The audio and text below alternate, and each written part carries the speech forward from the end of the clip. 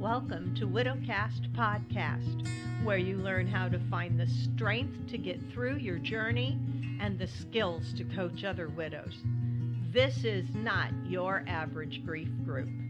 This is your journey group. It just may show you the way to make something amazing come out of the emotional pain and trauma of widowhood. I'm your host, Joanne Filomena.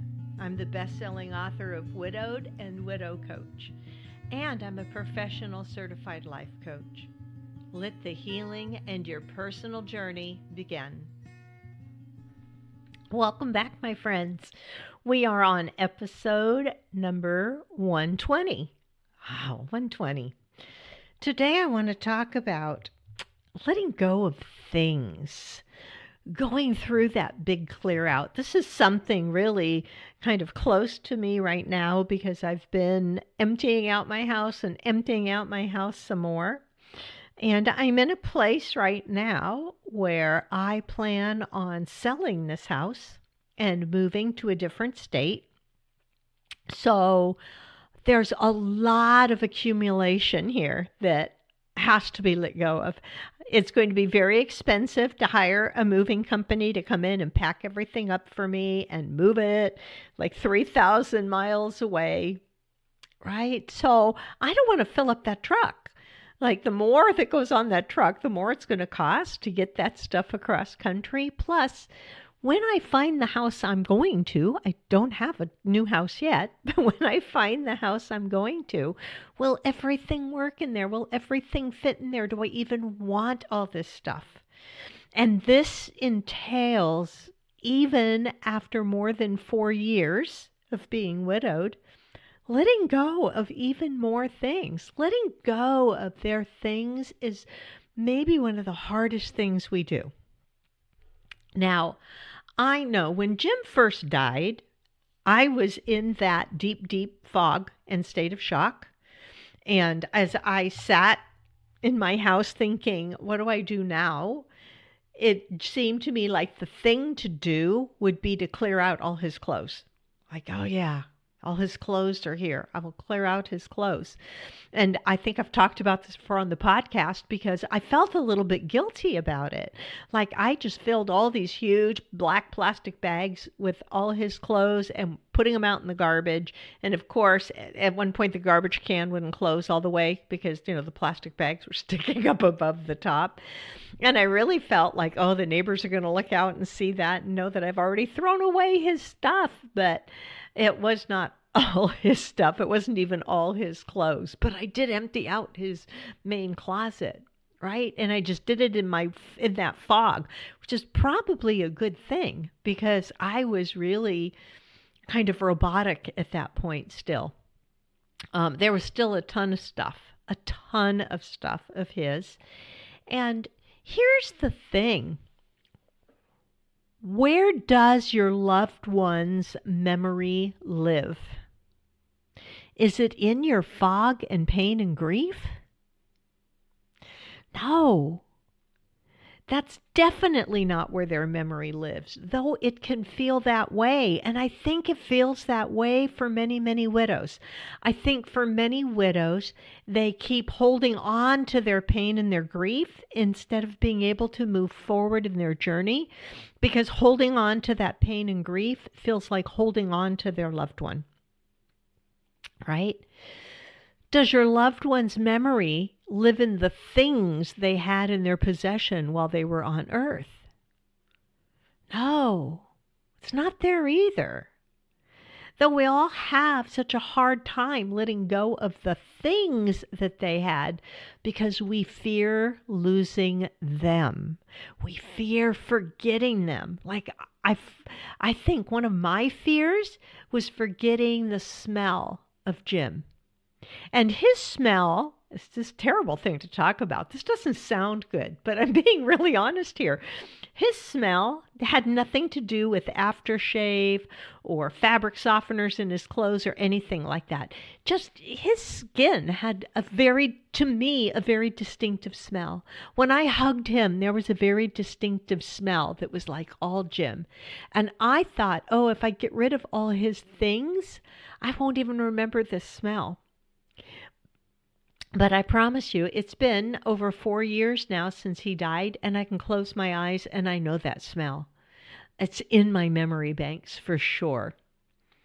So, where does that memory live? And as cheesy as this sounds, and it sounds really cheesy, I acknowledge that right up front, your loved one's memory lives in you. It lives in the stories you tell about him. It lives in the memories you share with friends or with family, or even just memories that come up when you're sitting there all by yourself. It especially lives in the things that you do that your loved one taught you, right? It lives in the things you do in their honor and in their memory. It lives in every single silly little thing you used to do to stay connected, right? I know that I look back at the 21 years that Jim and I were together and the amount of things that I learned during my time with him, the things I learned from him. I don't think I could even record them all. Not in book after book after book after book. I learned so much from him, and I know I carry that inside of me now. Some of it is part of what I teach even, because he was just a master at understanding how we create our worlds around us, right? So now it's easy to see why the reality of loss can be confusing. And in the beginning, it is very painful trying to go through things and let go of things in the house, right? Their clothes, their things, maybe the chair that they sat in all the time, and you look at it and it's like so worn and it's time for it to go, but you really don't want to let go of that. And it feels like if you let it go, your loved one's memory is disappearing, which means your love for them is getting less. And I promise you that is not what's happening. Because as human beings, we are so resilient and adaptable. And as time passes, your brain begins to manage the emotional pain. And you slowly, but you can get a little more control over the memories. And as the pain starts to ease up, you're going to realize that your loved one is not disappearing as your pain diminishes, right? You're learning to live with the memory of them in a different way. And the memory of them actually becomes less painful. Now when I see something that reminds me of something that Jim and I used to do, or something he used to do, or just something that reminds me of him, it's no longer like a punch in the gut for me. Now it's like just wonderful nostalgia, wonderful memories, and it feels good. You know, at first, after becoming widowed, every time I removed something that he had owned or that he bought for me, it felt like I was betraying him. You know, when we're fresh with grief, it's like everything is sharp and everything hurts. Everything reminds us of the person we lost, and it feels painful. And every time I removed something that I thought Jim would be disappointed about it being removed, I could just feel my stomach drop, like every time. And I would think, am I erasing him? Am I erasing him in some way? Now I know I'm not, that I haven't, because as I said, you know, more than 4 years later, I can close my eyes and remember even what he smelled like. That's not going away. Things are going away. I can remember when I first had a dream. It wasn't even the first dream, but It was a dream where he came back. Probably all widows eventually have that dream where in your dream they show up, like he was in the house, he was coming upstairs, and I grabbed him and I hugged on him like he was back from death. And my first thought was, oh God, I've given away all your clothes. I am so sorry I got rid of all your clothes. And he just smiled and kind of patted my shoulder and said, don't worry about that, I don't need those things. And then I remembered that I still had his glucose meter. Like Jim was diabetic. And I said to him, oh, we probably should check your blood sugar right away now that you're back, you know. And I remember pulling him into his den and to get the glucose meter out to take a blood sugar reading. And that's when I woke up. And the truth was, at that point, I still had his blood sugar meter. I had his glucose meter and strips and everything. And I think it took me a couple of years before I could even let go of that, which I know that sounds crazy. And it was finally like when all the strips and everything were outdated, they all have an expiration date on them. And, I finally said, why am I keeping the glucose meter? Let this go. I've talked before on this podcast about when I had that realization at almost 2 years after he died. It was 22 months after he died. And I was flying home on an airplane, and I had the realization that I was still thinking of myself as Jim's wife, and that I wasn't his wife anymore. I was his widow, and that there was a difference. And for some of you, if you are brand new widows, I know this sounds very weird to you, but we do get to that point.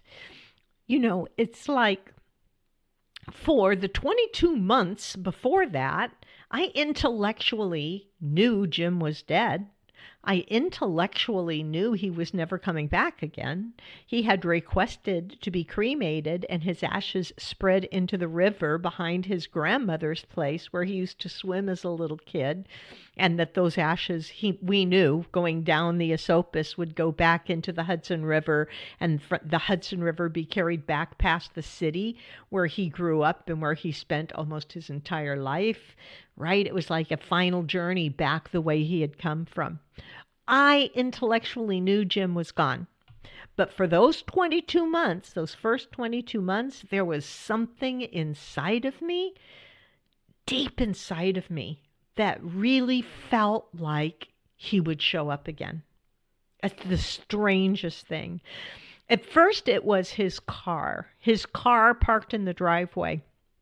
I would see it through the living room windows every time I walked through the living room. Out of the corner of my eye, I could see his car there in the driveway, like just a little piece of the front or something. And my mind would always go, oh, Jim's home, because his car was there. That's how it was for years. I would walk through the living room and it would be like, oh, Jim's home. And I would go open the back door and even meet him halfway from the driveway into the kitchen to give him a hug, right? So at that point, I wasn't ready to sell his car yet. I was still using his car for winter travel because his car was the one that was amazing in the snow. But I moved it out of the driveway and parked it out on the street, kind of over at the very corner end of my property, so that I wouldn't keep glancing out and seeing his car and having that little heart flutter moment of, oh, Jim's home. And it's like, no, he's not home. He's dead. It's like this constant reminder. At 22 months, when I made that mental leap, where suddenly it's like the core of my being recognized he's never coming back. You're not his wife anymore. You're his widow. You will get to see him again someday. This is my firm belief about the afterlife. You may not share that belief with me, but I have that firm belief. I know in the afterlife we get to sit down together. We can even talk about everything that's happened since he passed away. It's going to be fun. But at 22 months, I had that realization. And then I came home and I didn't think much more about it. I took my suitcases upstairs, walked into my bedroom and went, oh, I still have those ugly drapes. I hated those drapes when we bought this house, but they were in such good shape. I didn't want to just throw them out and figured I could decorate around them and eventually we would replace them. And then we never replaced them. And I just walked in my bedroom and I went, it's time. Those drapes have got to go. Right. And I've talked about this on my podcast before. I went out the next day, I bought new drapes, and then I bought a new coverlet for my bed that would go with it. I bought a gray lampshade that would go with it, some new throw pillows for the bed, little accessories. And then I came home and I kind of put the new drapes up, put everything in the room that I had bought, changed some things around, and it was lovely in there. And when I went upstairs that evening and I opened the door, walked into the bedroom, and it was like, oh, it's so pretty in here and it's so calm. I love it. It's exactly the way I want the bedroom. And it hit me like a ton of bricks. I thought, oh, a week ago, I would not have been able to change our bedroom. But I had that realization deep in my soul that he was not coming back. And it freed me to redo that bedroom in my taste, something I wanted. And I have to tell you, it felt so good. And it still does every night when I go upstairs to bed. I love that bedroom because it reflects me. And as I made more progress with these kinds of things, slowly kind of changing a few things over here and there, changing a couple things on the wall in the living room, I knew if I could ask Jim in that moment, he might remind me to keep a couple special things, the ones that brought the best memories, but he wouldn't want me to be burdened with things he left behind. Moving on from those tangible things doesn't mean I don't love or miss him, right? It's a hopeful, progressive part of the grieving process to begin to be able to let go of things. I began photographing things with my iPhone, taking pictures of things I wanted to remember without having to keep the physical item. Right? I have even pictures of a couple of his jackets and a shirt on my iPhone. It sounds nuts, I'm sure, but it's like I want to look back at that. I wanted to give up the things, but I didn't want to give up the memories. And because I was afraid of certain things I would not be able to picture in my mind or I might forget about, I took pictures. Now, over time, and over the last, 4 years and 3 months, I have been changing things over in the house. Not everything, but as I said, slowly changing things that are on the walls in the living room. I've changed out throw pillows. I've added pieces. And my design style has really evolved. What was once a shared style between Jim and I, when we first married and merged our things together and made concessions to each other for things that maybe I had that he didn't like, things he had that I didn't like, but just kind of made it all work. And that began to dissipate as I began to experiment with a newfound aesthetic, right? A few older pieces were replaced with new. And it felt wonderful. So how do you go about this? How do you get started? I read something recently about a pile plan, which is very similar to what Marie Kondo writes about. Okay, not in her TV series. They do things differently in her TV series than she actually wrote in her book. So if you are interested in Marie Kondo, if you've watched any of that TV series, I highly, highly recommend instead you go get her book, The Magic of Tidying Up, because that made such a difference. But the pile plan that I read about, it was similar to our ritual of saying goodbye to things that served us well. And this was something that Jim taught me. Remember, I talk about their memory lives on as part of us and what we do. And when I first married Jim, we were living in a condo in New York City. And that we kind of made a deal because when you live in a small condo, it was a nice condo, but it's a New York City condo. And we decided that anytime we bought something new to come into the condo, the old thing had to go. Or if we bought something new to bring in, one thing had to go out because you couldn't fill a condo with too much stuff. One of the things that he taught me to do was when we were getting rid of something, we might wrap it nicely in a bag and set it in the hallway by the front door and let it sit there for some time as a way of thanking that item for having served us and a way to slowly let go of it. And after it sat there by the front door for a little while, then it could go out. So the pile plan is similar to that because it talks about if you tackle things like a single drawer at a time or one closet or one area, to take everything out and separate those items into 3 piles. Okay, one pile are going to be the things you want to save. They're practical, you use them, you put those back in the drawer. Okay, or some place that you might enjoy seeing something to remind you of fond memories. But if you know it's something that you are absolutely going to keep, you make a pile of things you can let go of. You're not attached.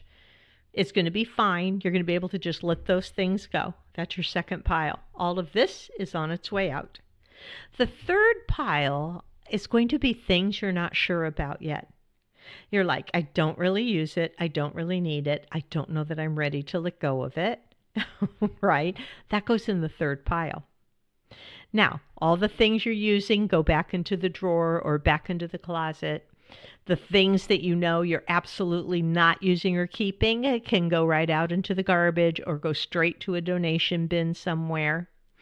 That third pile that you're not sure about, you can box that up, set it by your front door or set it someplace close nearby while you thank those things for having served you. And knowing that probably you're not going to be using them again. You can even keep them there a little while to see what it is that you might want to pull back out to use. You can, after it has sat there for a month, open it up and go through them again to see, is there anything now that absolutely goes out in the garbage?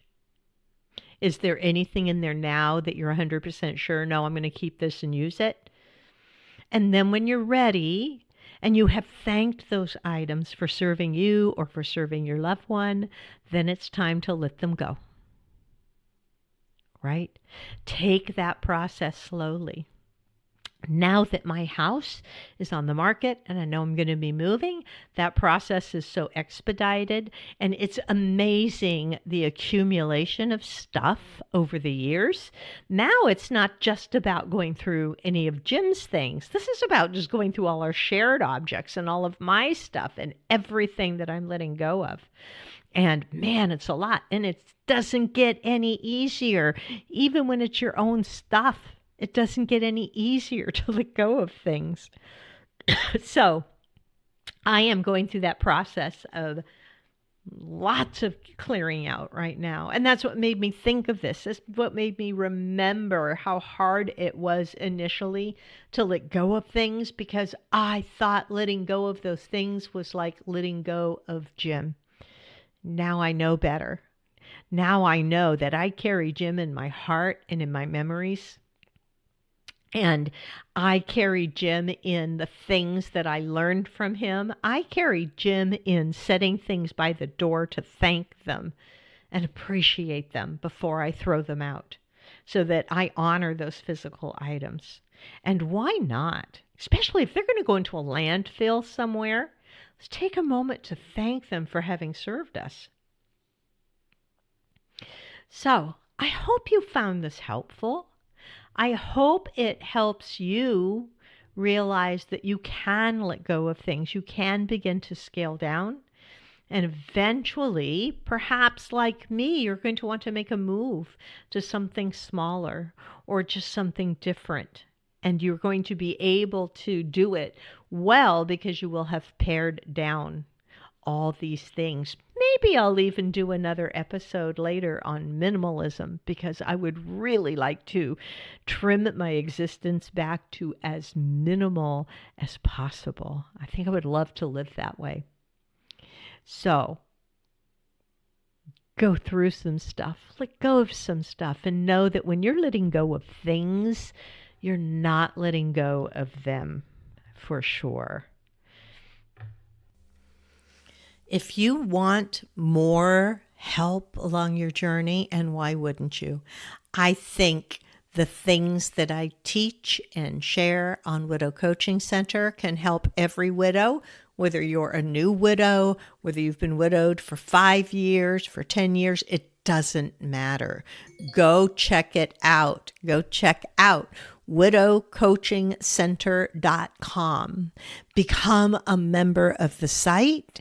Make use of those videos. Join us in our secret group so that you have that sense of community and empowerment. And just know that this is not a journey you have to walk alone. We are there for you. That's widowcoachingcenter.com.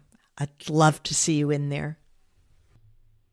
Until next time, get out there and find some joy in the world.